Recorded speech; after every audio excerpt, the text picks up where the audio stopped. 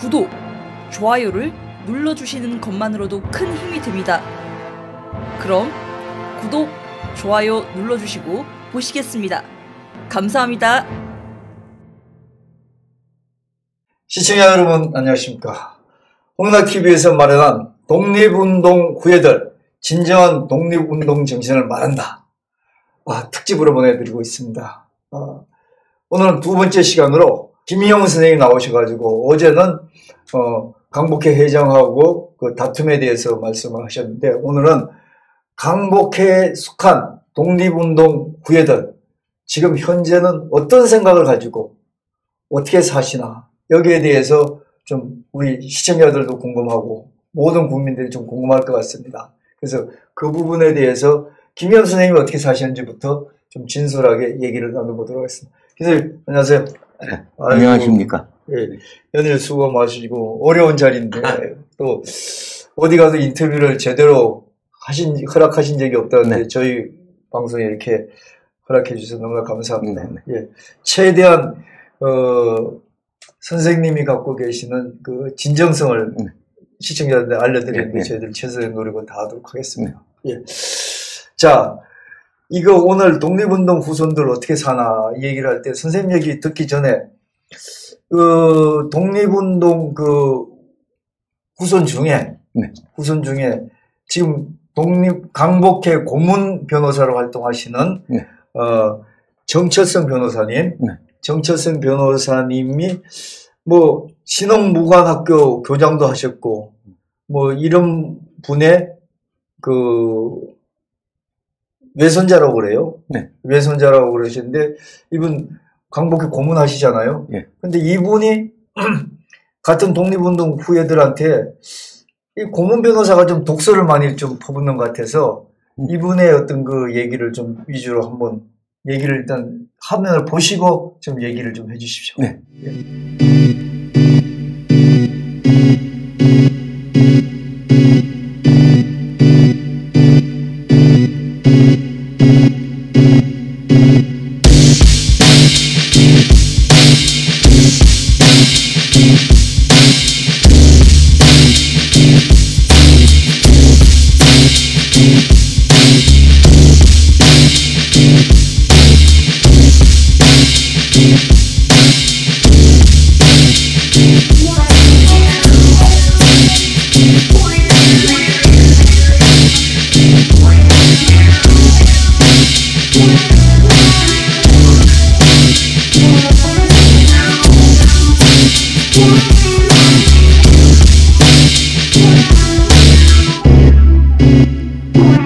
정철성 변호사님 보면은 참 부러운 그 스펙을 가지고 계세요. 뭐 서울대학교 법대를 나오시고 변호사 하시고 또 그 다음에 또 뭐 아까 말씀드린 것처럼 할아버지가 신흥무관학교 교장 선생님도 하셨고 그 다음에 뭐 이러신 분이고 또 지금 또 영광스럽게 뭐 변호사 다른 일 하는 것보다 또 강복회 고문을 하시면은 어느 쪽 편들지 말고 강복회 회원의 권익을 위해서 얘기를 해야 되지 않습니까? 근데 일반인들이 보기엔 회장 편에 너무 좀 경사돼 있다 쪽에서 얘기를 한다. 그리고 뭐 그거는 또 보기 나름대로 판단이 계시지만 이 말씀하시는 게 제가 이 기사를 읽었는데 그 강복회 회원들은 후손들은 배우지를 못해가지고 무식해서 판단도 잘 안 서고 뭐 멱살잡이 하신 것도 그것도 못 배워서 그렇다 뭐 이렇게 말씀하신 것 같고 또 이런 뭐 일을 하다 보면은 어떤 경우에는 뭐 정치적인 편향이 없이 해야 될 고문 변호사가 보면 또 김진애 의원이라고 그 민주당에 우리가 보기에는 본인은 훌륭하신지 모르지만 우리가 보기에는 너무 좀 좌충우돌 하시는 분인데 이분 또 그 저걸 하고 있어요. 그 후원회장을 있더라고요. 또 그 다음에 저 만화가 그 윤서인 씨라고 이분이 이제 그 전통 만화가인데 그 저 전통 보수적인 색채를 띠었던 사람인데 그 강복회 회원들을 좀 욕을 하니까 그때 또 나서가지고 막 그 그 고소고발전을 하다가 예. 또 본인이 또 요번에 또 그 마당한테 고소고발 당한 것 같더라고요, 보니까. 그 손해배상에서 2억을 달라고 그랬어요. 예, 예. 근데 제가 보는 경제에서는 예. 잘못됐으니까 그걸 뭐 어떤 바로잡기 위해서 하는 건 좋은데 예. 2억을 청구했다는 거는 그 사람의 그 독립유공자에 대한 어떤 비하한 걸 충고 주기 위해서 따끔하게 한 게 아니라 그 2억이 목적인 것 같습니다. 좀. 돈을 좀 밝힌다 이런 말씀인가요? 아 근데 뭐 어쨌든 제가 이분을 얘기하려고 그런 게 아니라 이분이 예. 우리가 보기엔 스펙이 참 부럽고 예. 또 독립운동가 후예라니까 외손이라도 또 그분도 좋은 집안이다 우리가 보기에는 나라를 위해서 정말 사람 집안의 후손이다 이렇게 생각하는데 또 이분이 또 세상 견문이 없냐 하면 그건 아닌 것 같아요. 제가 뭐 PD 출신이니까 하는 소리지만 아니 그 송혜교 뭐 또 그런 그 연예인들 기획사도 했다는 그런 어떤 그 기사가 어디 있더라고요 보니까.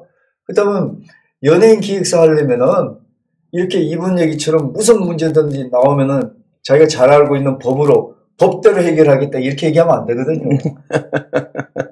사람이 다 상대가 있잖아요. 그러게 말이에요. 네, 상대가 있으니까 상대와 적절히 타협하고 융하고 이래야 되는데 이래서 이런데 또 하나 이분이 좀 불편한 거는 자기가 독립운동가 후손이면서 뭐 객관적으로 얘기한다고 그런지 몰라도 연세는 많지 않으신 분 같은데 저에 비해서는 아니 못 배웠다고 얘기를 그렇게 하면 되겠습니까? 네, 그래서 김선생님도 많이 못 배우신가 보죠?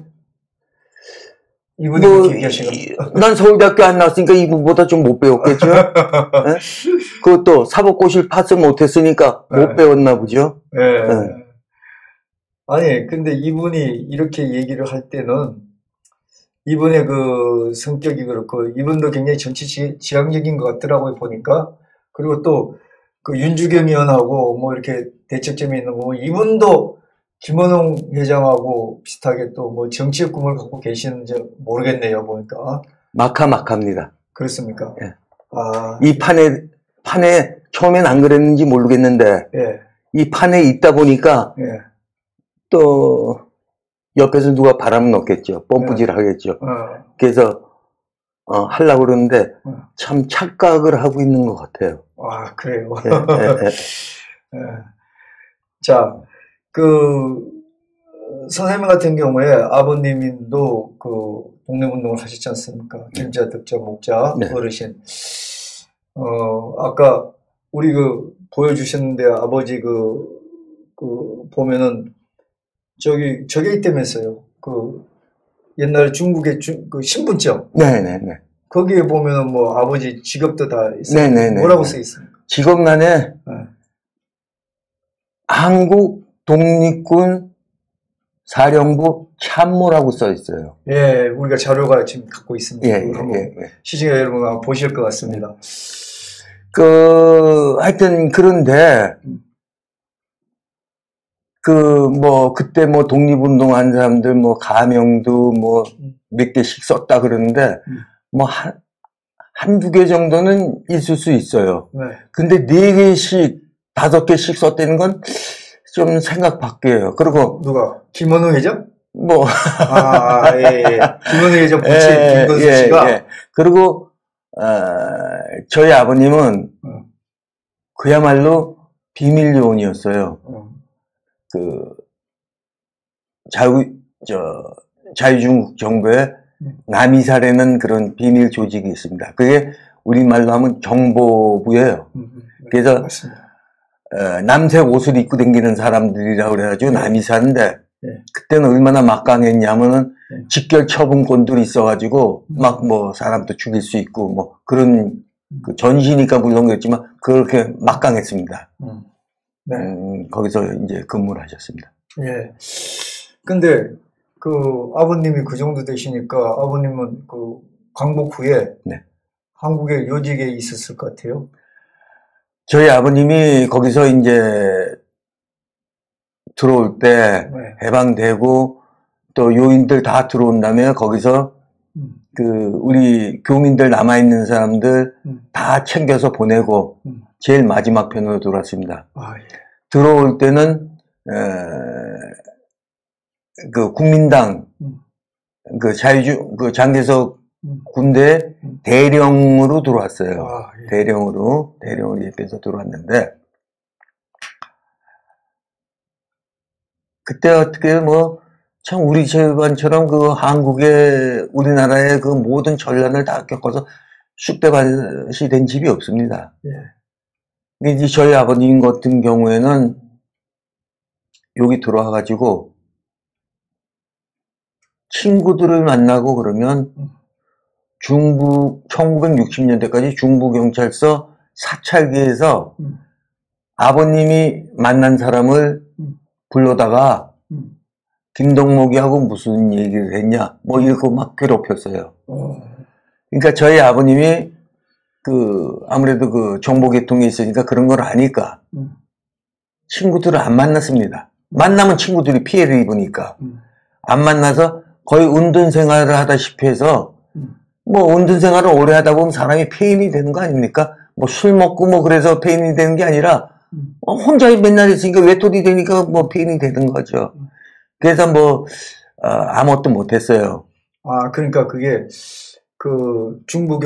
들어올 때 광복돼서 한국에 들어올 땐 대만 자유중국 국민당 대령으로 들어오셨는데 네네. 들어오셔가지고 그때 이제 쉽게 해서 정권을 잡은 사람이 네네. 이승만 대통령이지 않습니까? 예. 그러다 보니까 그쪽하고 무슨 알력이 있었나요? 그때 이제 이승만 대통령이 하와이에서 국가 주석을 하시고 있을 때 애국공채를 팔았어요. 거기에서 애국 채권을 팔아가지고 이걸 우리가 회복하면 갚아주겠다 그래가지고 그런 채권을 쭉 파서 돈을 이렇게 걷어들였습니다. 독립자금을. 그 독립자금을 받았으면 그 독립자금을 상해 임시정부에 보내서 임시정부가 운영을 해야 되는데 이승만 박사가 그걸 안 보내고 혼자 다 갖고 있었어요. 근데 제 판단인데 이승만 박사는 정치적으로 뛰어났고 정치는 돈이 필요하다는 걸 아시는 분입니다. 그래서 그 돈을 안 보내고 본인이 갖고 있었습니다. 그때 당시에 저희 할아버지가 의정원 국회의장을 하셨어요. 그게 이제 서류도 있겠지만 저희 할아버지가 이승만 박사를 탄핵을 했어요. 왜 돈을 걷었는데 돈을 안 보내느냐, 이런 식으로 이제 탄핵을 하고. 임시정부 안에서도 알력이 있었던 거죠. 해외에선. 그 당시에. 그걸 알력이라고 보다도 정당한, 나라를 위해서 돈을 모금했고, 그걸 모금했는데, 그걸 정작 쓸 곳에 보내질 않고 갖고 계셨습니다. 개인이 참. 쉽게 말하면 어떻게 보면 착복이겠죠. 해가지고 있으니까, 그걸 갖고 국회에서 이제 탄핵을 한 거죠. 그렇군요. 그렇게 해서 이승만 박사가 주석직에서 떠납니다. 그리고 박은식 선생님이 이제 주석이 됩니다. 이제 그런 사건이 하와이에서. 하와이에서. 그런 사건이 있었는데, 그분이 직접 그럴 리는 없겠지만, 이승만 박사 밑에 있는 사람들이 충성하기 위해서, 과잉 충성하기 위해서, 이제 그 할아버지의 핏줄이니까, 아버지에 대해서 압박을 넣은 거죠. 그렇게 해서. 압박할 이유가 없었어요.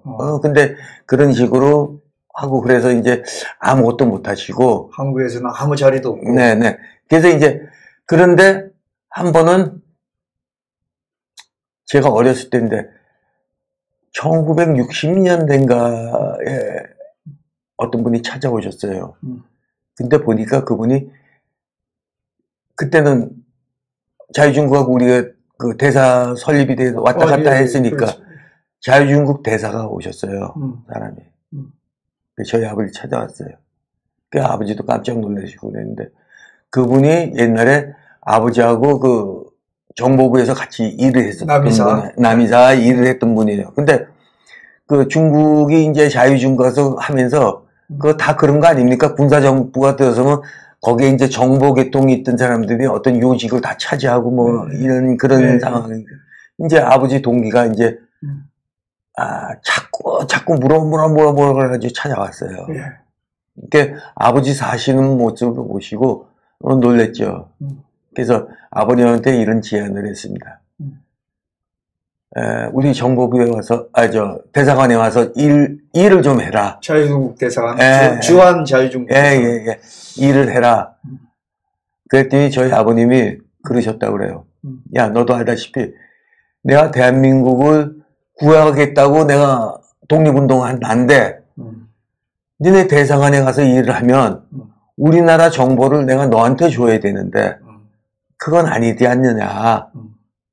이제, 그러셨다고 그래요.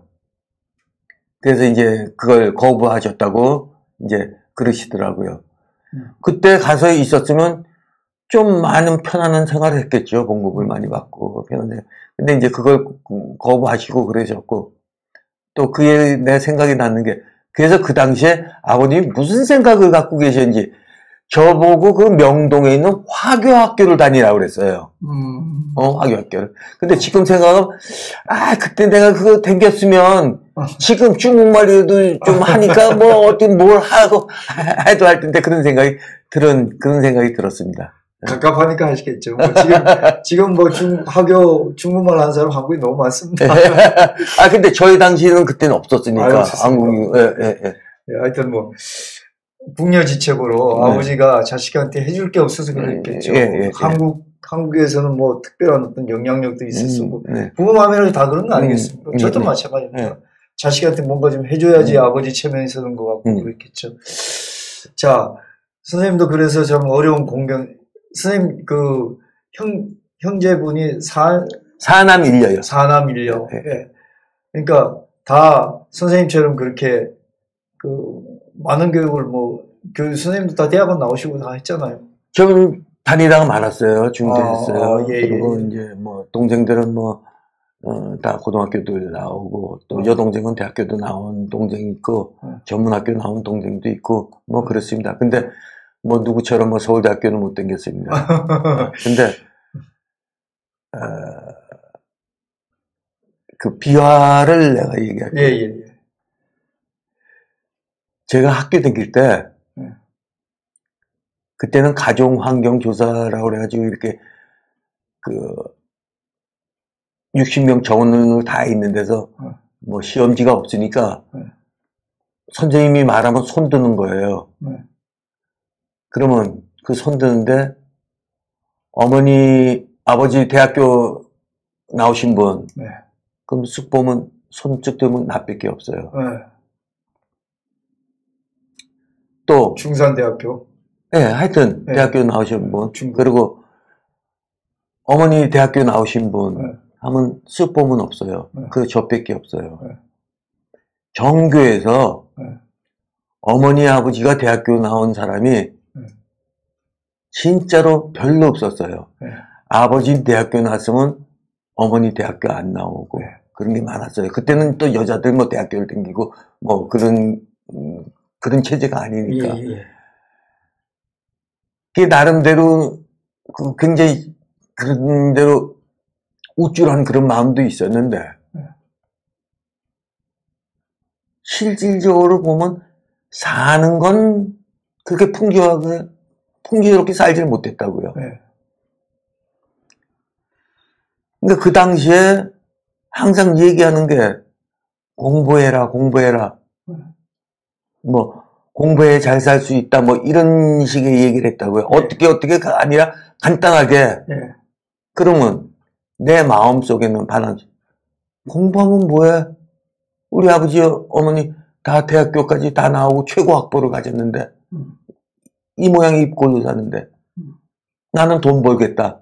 그런 삐딱한 생각을 가졌습니다. 그러니까 어디 공부를 한 마음이 생깁니까? 그러다 보니까 그렇지 못했습니다.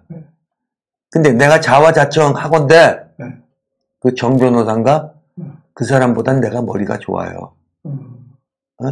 IQ 테스트를 한번 해보자고 그러세요. 그렇게 나 그런 사람이 변호사 됐다는 거에 대해서 내가 지금 후회합니다. 무슨 후회? 야, 나도 그때 사법고시 공부를 좀 할걸. 저런 애가 되는데 나는 왜 못했을까? 예. 아니, 그분 노력하신 분입니다. 뭐 노력해 했겠죠. 아니, 김원웅 회장도,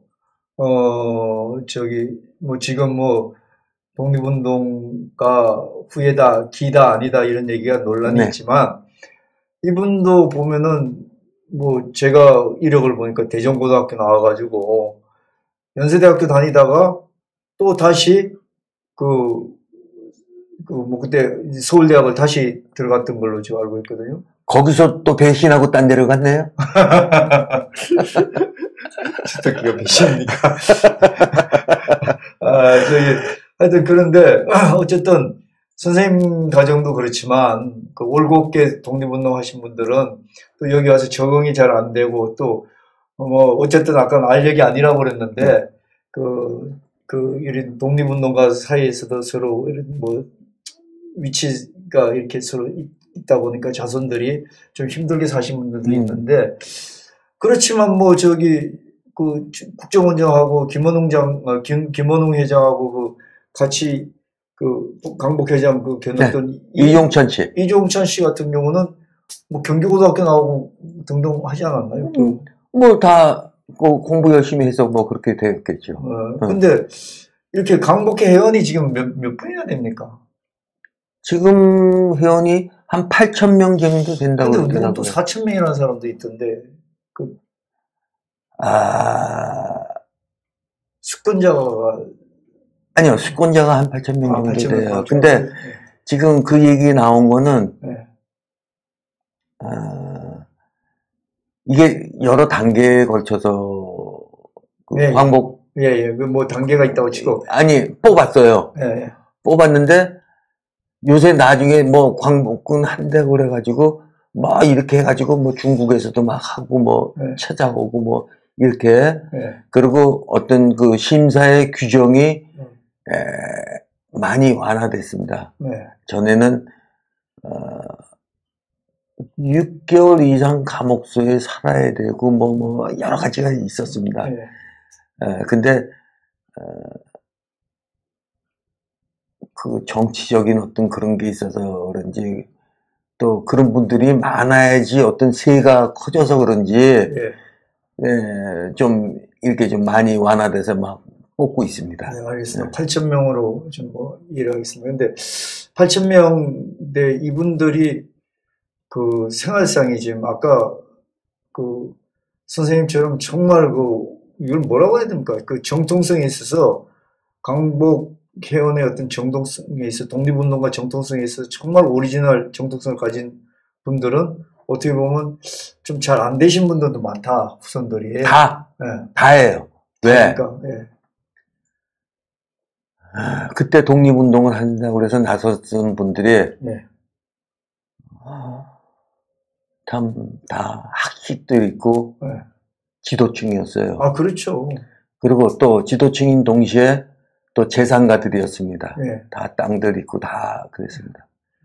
근데 이 사람들이 독립운동을 함으로 말미암아서 일제가, 그게 탄압이겠죠. 세금 포탈이니 이런 거 여러 가지를 해서 그 재산을 다 뺐다시피 수탈하다시피 하고 막 이렇게 갔습니다. 그러니까 기초가 되든 기본이 되는 게 하나도 없어요. 그분들은. 여기 왔을 때 몸만 왔어요. 몸밖에 없어요. 아무것도 없어요. 그런 상태에서 뭘 하려니까 너무 힘든 거예요. 종잣돈이라고 그러죠. 그런 게 있어야 뭘 하지. 그런 게 하나도 없어요. 친일파들은 잘 산다 그러는데, 그분들은 여기서 있었으니까, 무슨 하다못해 땅떼기라도 있고, 모래도 있었잖아요. 기회가 있으니까 활용할 수 있는. 그런 게 있었잖아요. 자본이 있다. 네, 자본. 근데 하나도 없는 상태에서 그렇게 했고, 또, 물적에 너무 어두웠어요. 그럴 수 그리고 있습니다. 이런 얘기하면 안 되겠지만, 또 우리나라 사람들이 얼마나 영악합니까? 근데 이 독립운동한 사람들은 그냥 오직 그것만 했다고요. 10년만 있지. 그러니까 독립운동이다 그것만 했지. 맨날 회의하면 어떻게 하면 독립할까 이런 회의를 했지 어떻게 하면 장사를 잘 될까 이런 회의를 안 했습니다. 네. 그러니까 너무 어두운 거예요. 모르는 거예요.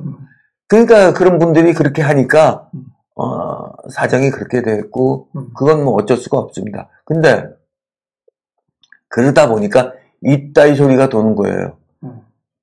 그 비양되는 거겠지. 독립운동하면 3대가 망한다. 근데 배웠대는 식자층 사람이 어떤 언론에, 공개적인 언론에 대놓고서 그따위 소리를 하는 건 참 생각이 없는 사람입니다. 못 배워서 무식하다. 에. 자, 그건 그거. 저는 아까 말씀드린 것처럼, 아니, 전생에 그 나라 구하는 일, 독립운동을 했기 때문에, 너는 복을 받아야 된다. 이런 얘기가 우스갯소리로 지난 시간에 얘기한 것처럼 그렇게 있듯이, 그러면은, 사실 이제, 일제시대 때, 근세사에서는 일제시대 때 독립운동을 한 게 나를 구한 건데, 네. 그럼 자손들한테, 그러면 국가에서 보상은 어떻게 좀 잘해 주십니까? 보는 시각에 따라서 다 틀리죠. 예. 그럼 제가 연금은 연금이라는 건 연금이 아니라 그 보상금이라고 얘기를 해야 되겠습니다. 맞는 얘기입니다. 예. 저희는 국가 군인들하고는 연금 주고 이런 그 국가 연금하고는 조금 질이 틀립니다. 예. 왜 질이 틀리냐면 저희는 그 한일 협정할 때 일본한테 4억 불 중에서 1억 불을 독립유공자 목으로 해서 보상금을 받아냈습니다. 예. 그거를 그 명색이 독립유공자 생계라든지 이런 거 도와주기 위해서 줘야 된다 해가지고 일본 정부에서 받아냈습니다. 그 1억 불을 갖고 뭐를 했냐면은 포항제철을 건설했어요. 예. 우리나라 박정희 대통령 시대에 근대화의 네. 기치가 거기서 시작된 거 아니에요? 그렇죠. 예. 이제 그래서 그 1억 불을 갖고 이제 그걸 해서 거기서 나오는 수익금을 갖고 저희 보상금을 줬습니다. 예. 자꾸만 사람들이 연금 하는데 이건 연금이 아니고 보상금입니다. 예. 연금은 국민 세금에서 주는 게 예. 연금이죠. 아, 그렇군요. 근데 저희는 그 남들이 다 잘못 생각하고 있어요. 우리 국민 세금에서 우리 돈을 주는 줄 알고 있는데 예. 그게 아닙니다. 저도 그렇게 생각해요. 그 일제 때 포항제철에서 한 그 수익금을 갖고 저희 주고 있습니다. 그래서 이제 저희는 보상금이라고 이제 얘기를 하고 있습니다. 예, 그럼 연금이 아니라 보상금. 예. 보상금은 그러면 그 수권자만 받습니까? 나머지 반개 가족은 안 받습니까? 예. 그게 이렇게 정해져 있습니다. 유공자, 네. 본인 직계자손, 네. 직계자손의 장자. 네. 그 옛날에는 다 장자 위주였으니까 장자가 받을 수 있습니다. 장자만이. 그걸 수권자라고 합니다. 그리고 그 독립유공자의 그 어떤 권리 행사 같은 건 이 수권자가 다 행하고 있습니다. 그러니까 온 가족 중에 한 분에 한 명씩이죠. 그러니까 선생님 때 같은 경우에는 그 아버님 김자, 덕자, 목자, 자제분이 지금 4남 1녀니까 선생님 하나만 그 혜택을 받고 있는데요. 유가족증이라는 게 이렇게 3개가 있습니다. 예. 근데 저는 왜 3개냐면은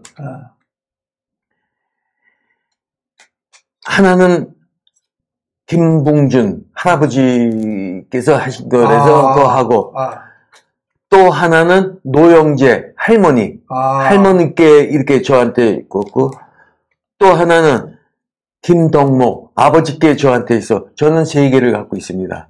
3개를 갖고 있으면 보상도 세 분 걸 다 받습니까? 그랬으면 얼마나 좋겠습니까? 동생들하고 나눴으면 좋았잖아요.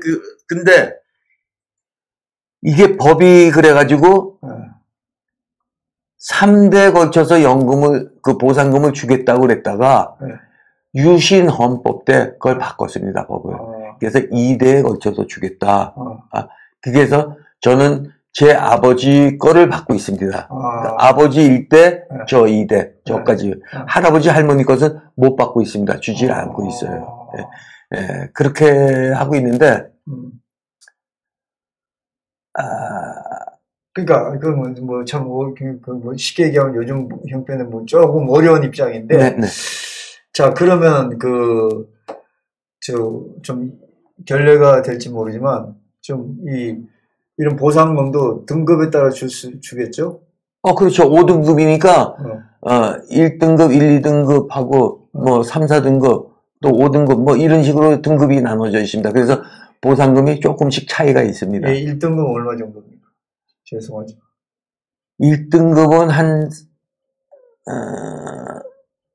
280만 원 정도? 네. 근데 본인 그 살아계신 본인은 한 400만 원 정도 받고 또 유족한테 가면 그만큼 깎여서 이제 이렇게 뭐 80% 뭐 이렇게 되는 걸로 알고 있습니다. 예, 그렇군요. 뭐 아주 적지는 않고, 네네. 예, 뭐 그 정도면 그런데 그래도 자기 일을 하지 않고 그 보상금만 받고 산다는 거는 사실은 굉장히 힘든 거죠. 그렇죠. 그 후대 그 가족들을 근사하기에는 굉장히 힘든 액수가 되니까 자기 일을 하면서 뭐 또 그걸 받으면은 상당히 또 플러스 요인이 될 수 있는데 요즘 현실적으로 봐도. 자, 그런데 이렇게 사시는데 지금 대부분이 보면은 아까 이 독립운동가 오리지널 정말 제대로 된 독립운동가 자제분들은 여기에 기반이 없었기 때문에 뭐를 하고 싶어도 계기가 와도 할 수가 없었기 때문에 뭐 교육이라든지 또 그 다음에 사업이라든지 이런 데서 상당히 이 마이너 쪽으로 이 세상사는 마이너 쪽으로 살 수밖에 없었다고 얘기를 했는데 그래도 뭐 이렇게 또 나름대로 또 성공하신 분들도 꽤 있지 않겠습니까? 어떻습니까? 8,000명 중에는.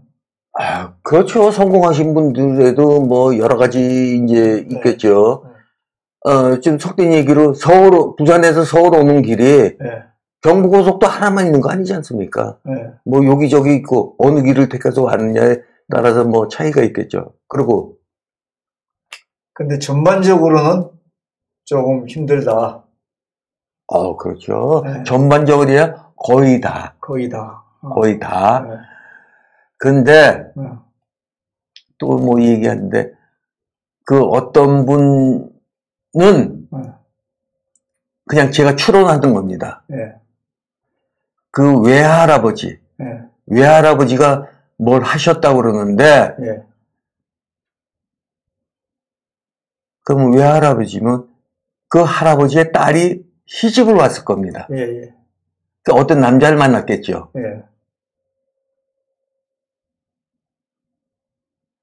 그 남자 집안이 좀 여유있게 살았은 집일 수도 있어요. 왜? 그 옛날에 독립군 애국지사 자녀라고 그러면 1등 신부감입니다. 아유, 우리가 항상 아까 나라를 구했느냐. 1등 신부감일 겁니다. 지금도 그래요. 그러면 뭐 지금은 좀 그런 게 좀 많이 따진다는데 그때는 재산보다는 그 집의 가문이 우선이었어요. 결혼할 때. 그럼 이 친구 이모니까 아버지겠죠. 이 친구 아버지. 어떤 사람인지 좀 알고 싶어요. 그러니까 여유 있었겠지. 알겠습니다. 선생님 좀 죄송하지만 지금 연배가 52년생입니까?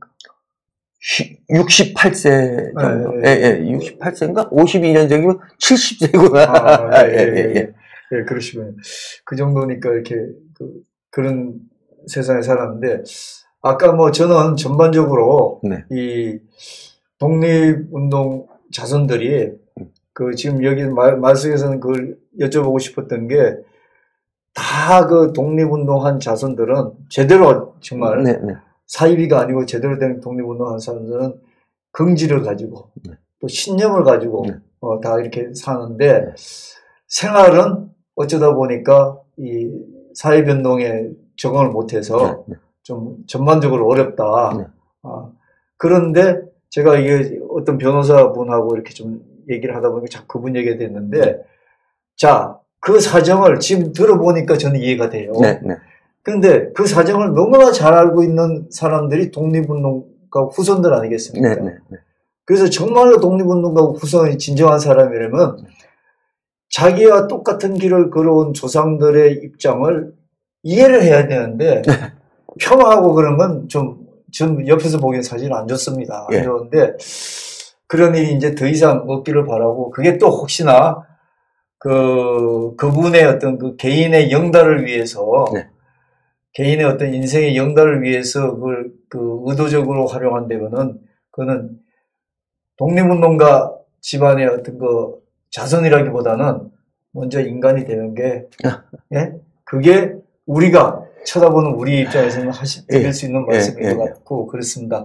자, 오늘은 시간도 많이 됐으면 이 정도로 지나고, 그럼 내일은, 자, 요걸 다 합쳐서 역사적으로 우리나라가 독립운동가를 어떻게 대했고, 근대사에서 강복 이후에, 그 다음에 또 우리 국민들은 어떠한 인식이 있었고, 어떻게 변화했고, 그거를 이제 또 느끼는 바가 또 직접적으로 느끼는 바가 다를 테니까 그 부분을 좀 소상히 말씀을 해주시면은 우리가 앞으로 독립운동가를 어떤 식으로 생각해야 되고 나라도 어떻게 해야 되고 그 다음에 우리 국민들도 어떤 생각을 해야 판단을 해야 되고 요거를 좀 우리 스스로 느낄 수 있는 계기가 되지 않을까. 그래서 내일은 그걸 좀 여쭤보도록 하겠습니다. 자, 감사합니다. 오늘 수고하셨습니다.